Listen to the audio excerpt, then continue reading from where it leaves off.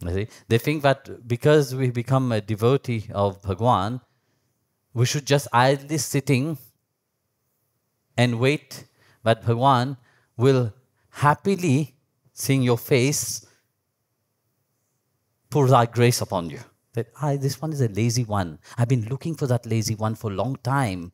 You know, why not, you know?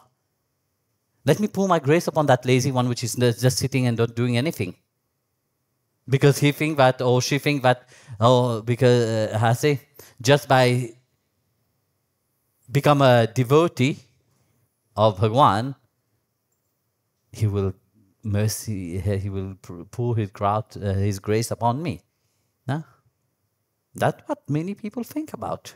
You know, that's why you will see them like parrot, always Ram, Ram, Ram, Ram, Ram, Ram, Ram, Ram, Ram, Ram, Ram, Ram, Ram, Ram.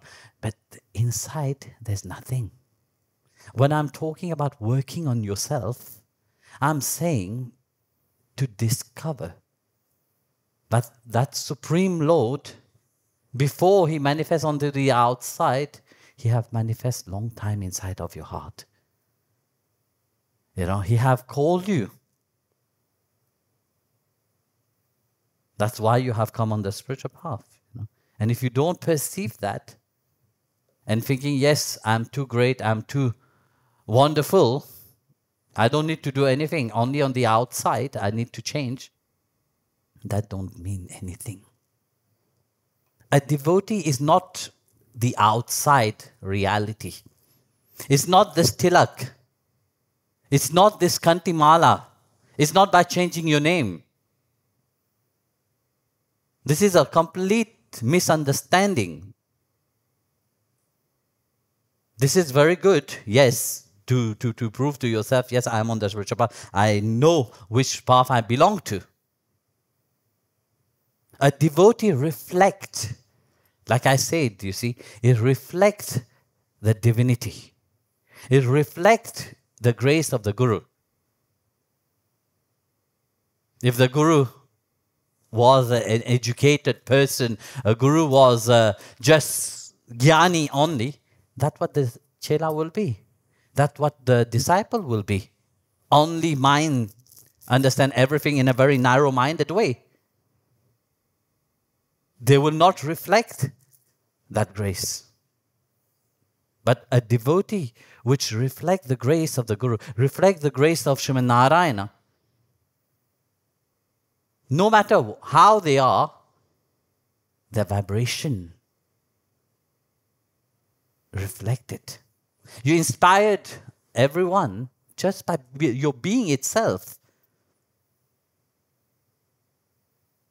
That is the grace of Bhagwan. No? In Ramcharitramanas, when Hanumanji went to Lanka, no? He heard Vibhishana chanting. Ram, Ram, Ram. What attracted him? It's not the sound, but what attracted him is that devotion which Vibhishana was chanting the name of Ram. He disguised himself as a sadhu, as a Brahmin, and he went there.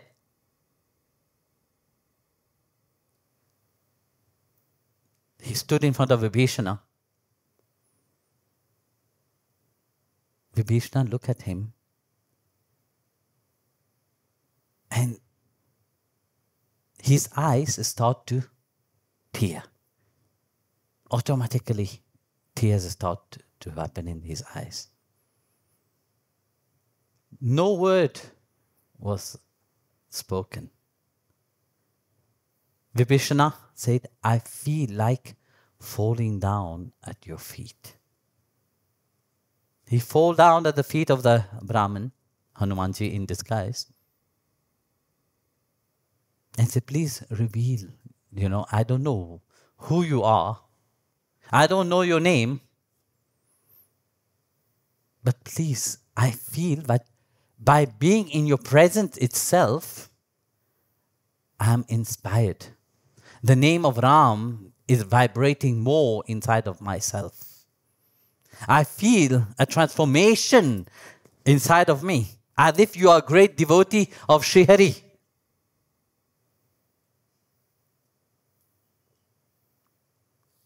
Note one thing, Hanumanji was in disguise. You know. But his vibration itself, just by being in the presence of a devotee, by being in the presence of an enlightened being, a certain transformation happened. So when we talk about Bhakta Sangha, you know, Hari Bhakta Sangha,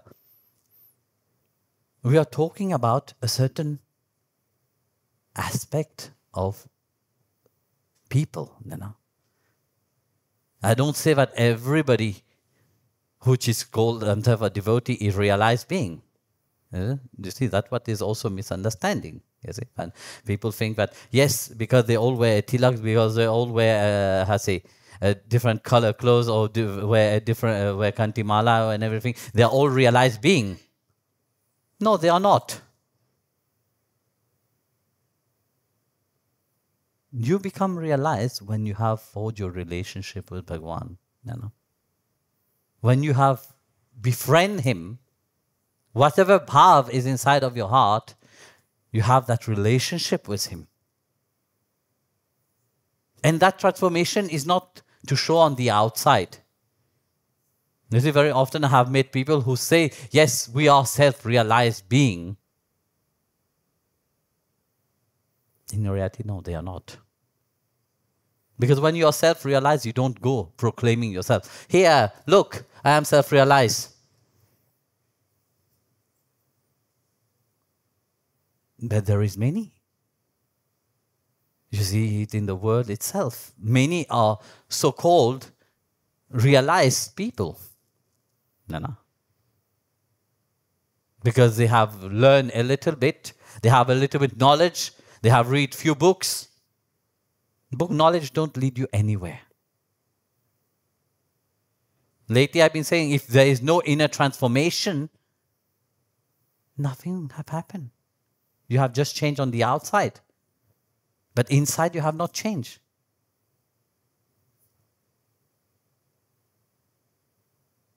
So being, like you said, in path of bhakti is a byproduct, self-realization. A bhakta is not concerned about self-realization. Their concern of a devotee is only to serve Sriman Narayana, to serve Bhagwan. That is the concern of a true devotee. And of course, whatever come as a grace, whatever come as a prasad, the devotee will accept. But the devotee stay humble. That doesn't mean that you keep there and like a parrot keep repeating, but nothing inside of you. The right understanding must be there also. Otherwise, you see, people always hear whatever they want to hear. People always interpret however they want to interpret what the Guru said.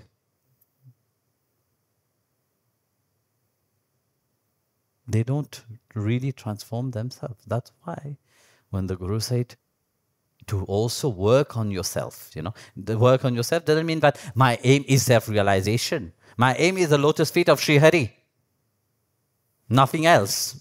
My aim is not about self-realization. If he wants to give self-realization, good, happy, I accept it. But that is not my aim.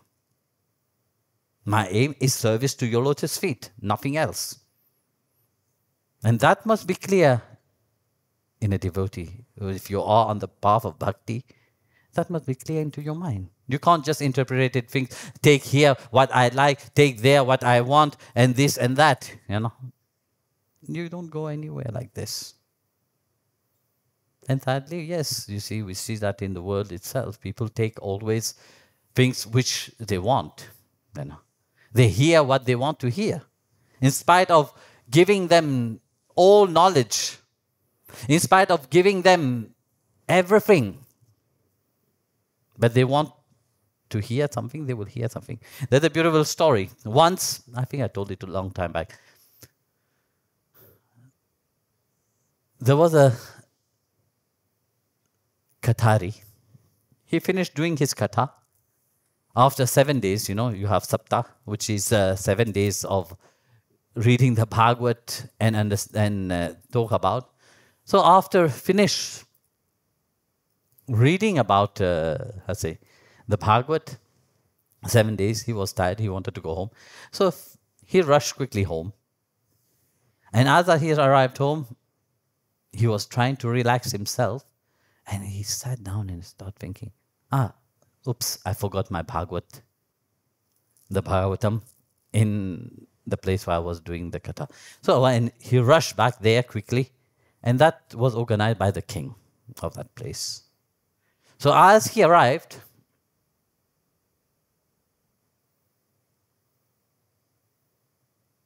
he wanted just to go and get his Bhagavad and return home. He met the princess.